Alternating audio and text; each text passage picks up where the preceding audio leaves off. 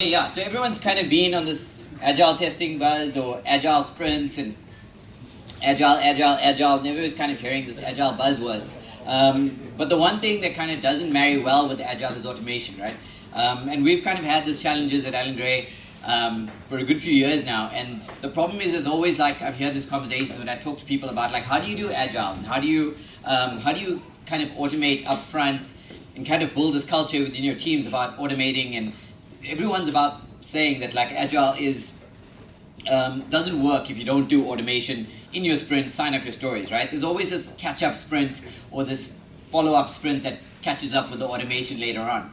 And the main cause of that is basically because features need to be signed off, right? So I'm in a sprint, I've got 2 weeks to work, and as a tester in that sprint, I'm usually kind of man down, so I'm usually 1 or 2 testers, I'm usually 4 or 5 devs, and there's no time for me to automate, right? So I gotta make a plan and kind of catch up with my automation later on. So what I want to talk about is kind of my approach and kind of the kind of culture that we're kind of driving in Allen Gray for teams to automate in sprint and kind of get it done properly. So this is the problem, right? So everyone, like in the agile world, we kind of went through this vibe around, okay, maybe it's about the people problem. Let's get the right people. So we want full stack teams, we want cross-functional teams, and everybody's got to play their part. We're all about like doing the Myers-Briggs, and we spoke about the personalities and all of that thing, and like get a good mix of people that can do different things. It's also about domain knowledge. So we had, obviously, full stack feature teams means I've got to have a guy that knows databases. I've got to have a guy that knows back end. I've got to have a guy that knows front end. I've got to have a guy that knows UI and UX. And there's never enough time, right? What about like CI and tooling? Like when do I kind of include that in my sprint? Do I care about it or not? And do I have the processing power to do this? Like a lot of the time, we're automating stuff, we're using the Seleniums of the world, the Puppeteers of the world, and that's like Chrome intensive, browser intensive. I don't have the tooling to support this. And in CI, that makes the life even more difficult, especially with like this virtualization wave that we're going on. Yeah, so like I said, like we're trying our best. It's like almost is not good enough, right? So now I'm like this exhausted, tired runner, and I kind of use a sprint analogy too literally, so please bear with me. But yeah, so I'm too tired, I'm burnt out, I'm trying to catch up with automation, I'm doing my manual testing. So when does it work, right? So we've got this problem in our team now where all of our devs, because it's a full stack feature, so say I'm doing, I don't know, a transaction from the front end, or I'm trying to register an account. There's guys working on the front end, there's guys working on the database, there's guys working on the back end, and they're all working at the same time. And me as a lone tester in that team, I've got to somehow juggle and context switch and kind of adapt to what's being delivered when, right?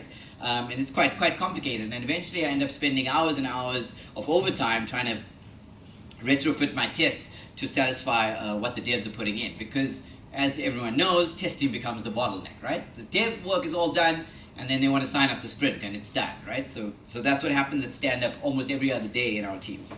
There's also competency level. Yeah, like I spoke about the ratios. So like there's not enough testers. They're all the devs are doing all the work, and there's not enough testers to match the devs 1 for 1. Yeah, in terms of competencies, we've also got this issue where not every team has a tester that's automation competent, right? And in my world, that means they don't know JavaScript, they don't know programming, they don't know pipelines, they don't know how to write a good automation test from a bad automation test, and what does that really mean? And then there's coaching and skills involved, and then there's a steep learning curve, right? So the tester's got to like put in a lot of extra hours, a lot of effort to try and get up to speed to keep up to date or on par with the devs. And then there's a whole thing around coding standards and expectations, right? So I'm a tester, and like all of a sudden now this dev's put in 1,000 comments on my merge request just because, you know what, I haven't put a comma in the right place, or I haven't worded something correctly, or my variable names are off. And I'm like, dude, does it really matter? This is test code, right? Cool. So then we have this kind of, we had this wave of like, let's fix the problem. So like, well, how do we fix the problem? So we're like, okay, it's not the skills. We've upskilled our guys, everyone's competent, everyone's doing their own thing, but it must be the process. It must be the approach that we're using in our agile teams that is going wrong. So then they throw around buzzwords. There's buzzwords like pair programming or mob programming. It's like upskilling our guys. There's TDD and BDD. And then there's like the whole team testing approach. And what does that really mean? So I'll unpack that a little bit later. Yeah, so now there's like alternative ways. So it's like, okay, let's try and change the way we work to adapt to this new wave of like in-sprint automation. So then we evaluate new ways, we experiment, we try and see like what should the testers be doing. So some teams are resorting to like, let's not write code at all as a tester. I'm only gonna like just sit with the dev and let him do all the coding for me. So does that work? Does it not work?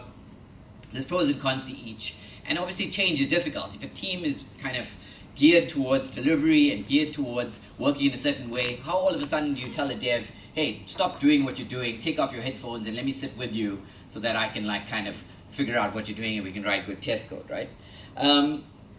So my approach is kind of like understanding those barriers and kind of trying to remove those barriers to entry. And those barriers to entry for me are a number of different things. And these are just like kind of my highlights on what they should be. So the first kind of thing that I find that was kind of pushed us in the right direction is for everyone to speak a common language. When I sit in a room and all the devs are talking about like architectural problems and Kubernetes clusters and Docker images and whatever, I'm like over my head, like what are you talking about?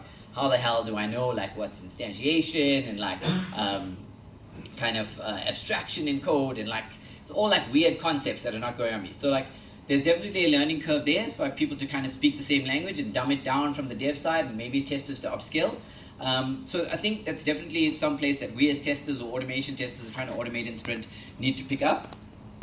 And definitely like we are inquisitive by nature, so I think kind of play on that and like kind of poke the devs in the right direction to kind of help you learn the terminology and learn the technology. Yeah, so get involved. I know like we usually have many waterfall sprints. I don't know how many people have that, but it's usually like all the dev up front and then like 3 or 4 days or 2 days or 1 day just to do all the testing, right? And that really like kind of slows everyone down, and testing is the bottleneck again. So how do we get involved early and earn that trust of my developer?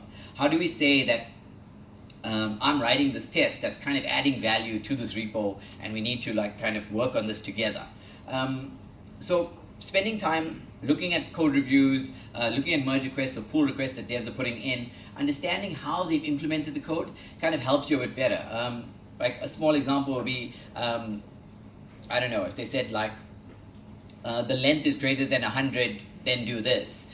You already know what the test cases are. You know that 100 is the breakpoint, and you can only be greater than or less than, it's true and false, right? And that has a side effect on you as a tester to only test the limitations of what the code says. There's no reason for you to test 0, 1, 10, 50, 99, because they all fall below 100. There's only 2 scenarios there. So if you understand the code and understand the implementation, you can test less and test more accurately. That's kind of like my thinking. Remove the bulky testing tooling. So like usually as testers and automation testers especially, our default is like the Seleniums of the world. It's these downloadable projects, it's the QTPs, it's licensing costs, it's Java setup. There's like a number of dependencies that you need. And everybody's kind of like, I've set this up, it works brilliantly, I have this great automation framework, let's use it, all the testers will be great automation testers.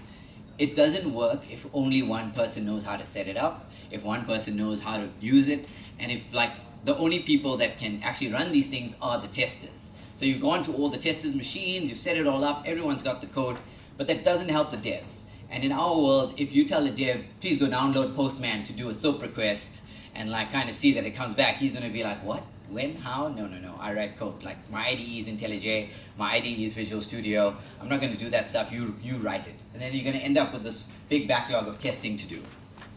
So our approach is programmatic. Programmatic meaning that everything we do should be in line with what the devs are doing. So if they're using Docker, if they're using JavaScript, if they're using Scala, if they're using Golang, try to write your tests in that language. And they'll be there to support you and help you through it. If you're missing the boat on the programmatic buzz, then you're tied to tooling that only a limited number of people can use, and then you're stopping yourself from trying to do infinite automation, and you have key man dependencies. The other thing that we did is also move the test code closer to the production code.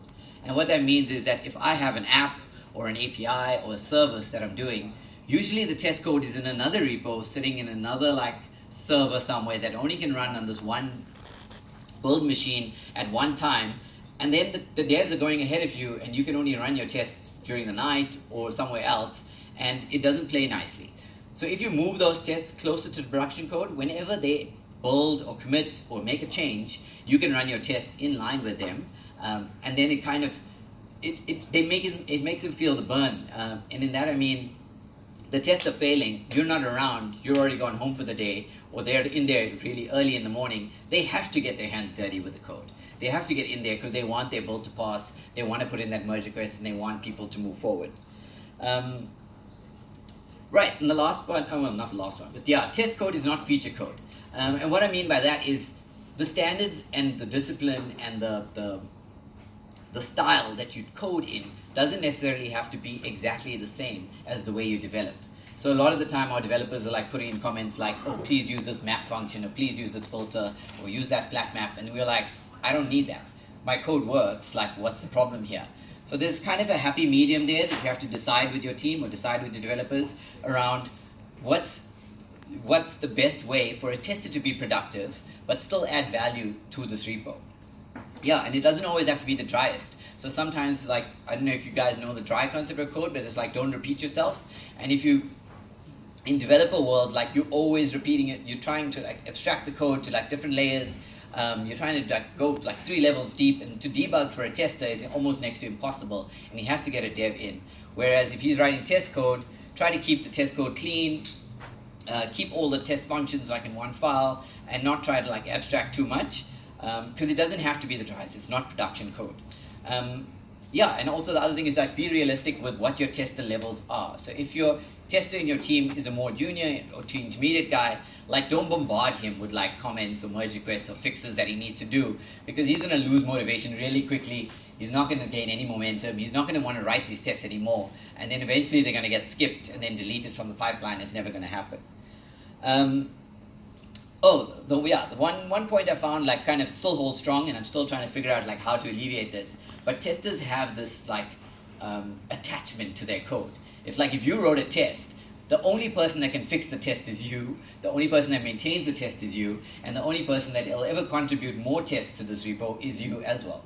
And that's kind of like a kind of contrary to the way developers work. If a developer wrote a piece of code a month ago and he's not available anymore or left the company, nobody says, oh, I don't know what that code did, I'm not touching it, let's delete it and write a new function. As a tester, we also got to like kind of write the tests so that it can be handed over. Write the test so that somebody else can look at it, and write the test so that somebody else can maintain it. And if you haven't written it in that style or that way or that approach, and only you're the only person that can decrypt the stuff, then I think you're missing the boat there. Two more slides. The third last thing is learn to context switch. So context switching is like really important. I know in the tester world it's kind of hard to do because we're usually one-tracked, and we're usually thinking on a certain problem or a certain space or a certain feature, and we're testing that as well as we can. In the developer world, it doesn't happen like that, and as in-sprint automation guys, or like people that want to learn automation or do in-sprint automation well, we have to learn to context switch. And in our world, we have microservices, so that means each team owns at least like between 5 to 10 to 12 repos. And if the tests are living in those code bases, that means I got to switch context every time across those repos to be able to test differently. And one day it might mean, or 1 hour it might mean testing the front end, 1 hour it might mean testing a stored proc, and another hour it might be testing the back end. And we as testers have to learn how to context switch really well and not just focus on one thing and be like a one-trick pony. So like reduce the feedback loop. So traditionally, tests usually take long. They usually take like quite a long time to run, and we kind of have an SLA on our build pipelines to like be under 10 minutes, and that's kind of like what I aim for. And if you're doing this in your repos with CI and the tests are running in the pipeline, and all of a sudden you tell the dev, hey, you know what, I wrote this amazing end-to-end test, and it covers everything, and I don't have to do like any more stuff. Like it logs into the front end, it checks the database, it pulls, it like waits for async messages to happen, and like half an hour later we've tested everything. Doesn't help anyone when you want to make changes in a CI environment to a repo quickly and get good feedback. So if you can imagine like 3 devs all working on 3 different branches, and they've all merged, they've put in their merge requests, and all these pipelines are running at the same time, and now all of a sudden I want to merge them into master, that means I got to wait an hour and a half for all those code changes to get in. And that's a long time in the dev world in order to get something to deploy. I try to stay away from nightly tests. 2 problems with nightly tests. The one is that they really take long, and like the problem with writing them initially is that you spend a lot of effort trying to write a really smart test, and it takes 20 minutes to execute. The second part is that if you have 4 or 5 of these tests, they're now taking an hour, 2 hours, maybe 3 hours to run. And I've heard this from guys. They've got 100% coverage and they've got 6 hours worth of tests. And I'm like, when do you run them? They're like, we run them maybe like every night. And I'm like, okay, so who checks the issues that happen in the morning? It's like, no, we have a guy that checks the issues. So I'm like, how long does it take him to go through the issues? And it takes him like another hour to go through all the issues. And then like, what does he find? And he's like, oh, the environment was down. Like the service wasn't started. So I'm like, okay, so what does he do? Start up the service and click play again and wait 6 hours. You can't do it, right? It doesn't feedback well. It doesn't work. Like to have these long running nightly tests is just a nightmare for me. The last thing that like, I think Matt's probably like the key guy in this, is like how you do, like change the word QA from quality assurance to being a quality advocate. And what that means is kind of twist it around and say, I'm not here to make sure everything is right, but I'm here to guide you to make sure that everything is right. And to guide the team in order to like for a quality goal is much more different. So we have testers that spend the entire day not writing a line of code, but they're doing in-sprint automation not because they're the key person that does it, but it's because they're driving that culture in their team. They're sitting with the devs, they're giving them test scenarios, they know how to understand the code, they can find what's right and wrong, and they can get quick feedback loops like that. So it doesn't necessarily mean that you're the one writing the code, but you could be the advocate for kind of the quality in your team. That's it.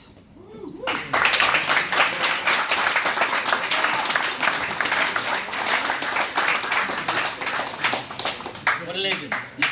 Shakes, thank you. Thank you very much for stepping in with like an incredible talk. I don't know, I think we can all agree that was really, really good. I'm sure for anyone who has aspirations to becoming an in-sprint automator, and I know we all must be aware of how difficult that can be. That's like, yeah, dude, that's some super valuable advice. Can we put your slides up on the GitHub repo too? So yeah, if you'd like to catch up on that, you can find it there. That's for you, sir. Thanks so much. Thank you very much. Jake, what a legend. Right.